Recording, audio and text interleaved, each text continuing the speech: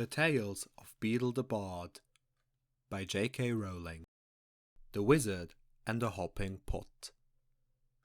There was once a kindly old wizard who used his magic generously and wisely for the benefit of his neighbors. Rather than reveal the true source of his power, he pretended that his potions, charms, and antidotes sprang ready-made from the little cauldron he called his lucky cooking pot.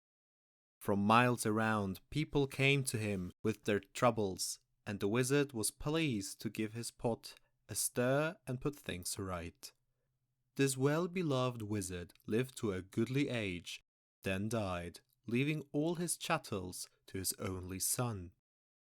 This son was of a very different disposition to his gentle father. Those who could not work magic were, to the son's mind, worthless, and he had often quarrelled with his father's habit of dispensing magical aid to their neighbours. Upon the father's death, the son found hidden inside the old cooking pot a small package bearing his name. He opened it, hoping for gold, but found instead a soft, thick slipper, much too small to wear and with no pair. A fragment of parchment within the slipper bore the words, "In the fond hope, my son, that you will never need it." The son cursed his father's age-softened mind, then threw the slipper back into the cauldron, resolving to use it henceforth as a rubbish pail. That very night, a peasant woman knocked on the front door. "My granddaughter is afflicted by a crop of warts, sir," she told him. "Your father used to mix a special poultice in that old cooking pot." "Begone!" cried the son. "What care I for your brat's warts?" And he slammed the door in the old woman's face. At once there came a loud clanging and banging from his kitchen. The wizard lit his wand and opened the door, and there, to his amazement, he saw his father's old cooking pot. It had sprouted a single foot of brass and was hopping on the spot in the middle of the floor, making a fearful noise upon the flagstones. The wizard approached it in wonder, but fell back hurriedly when he saw that the whole of the pot's surface was covered in warts. "Disgusting object!" he cried, and he tried firstly to vanish the pot, then to clean it by magic, and finally to force it out of the house. None of his spells worked, and he was unable to prevent the pot hopping after him out of the kitchen, and then following him up to the bed, clanging and banging loudly on every wooden stair. The wizard could not sleep all night for the banging of the warty old pot by his side, and the next morning the pot insisted upon hopping after him to the breakfast table. Clang, clang, clang went the brass-footed pot, and the wizard had not even started his porridge when there came another knock on the door. An old man stood on the doorstep. "It is my old donkey, sir," he explained.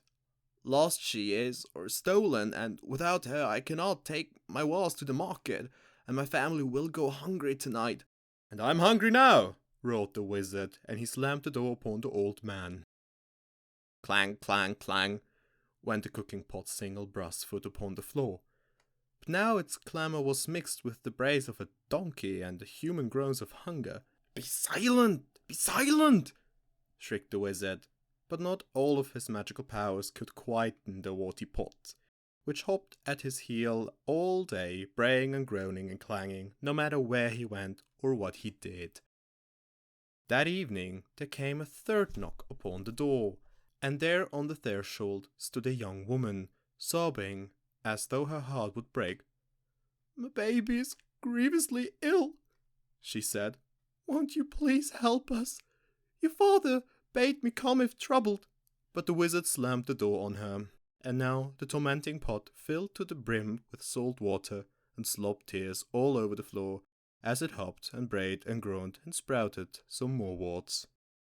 Though no more villagers came to seek help at the wizard's cottage for the rest of the week, the pot kept him informed of their many ills. Within a few days it was not only braying and groaning and slopping and hopping and sprouting warts, it was also choking and retching, crying like a baby, whining like a dog, and spewing out bad cheese or sour milk on the plague-hungry slugs.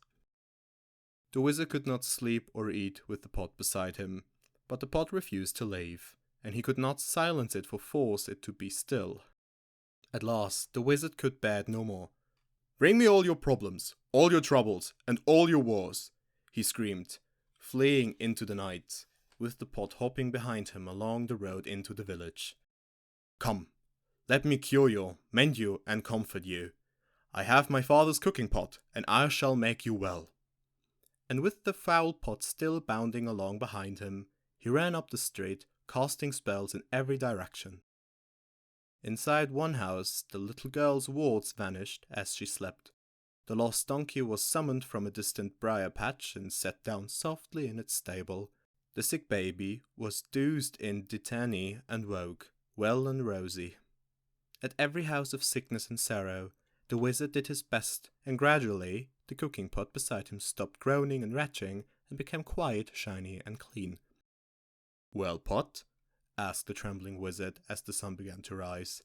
The pot burped out the single slipper he had thrown into it and permitted him to fit onto the brass foot. Together they set off back to the wizard's house, the pot's footstep muffled at last.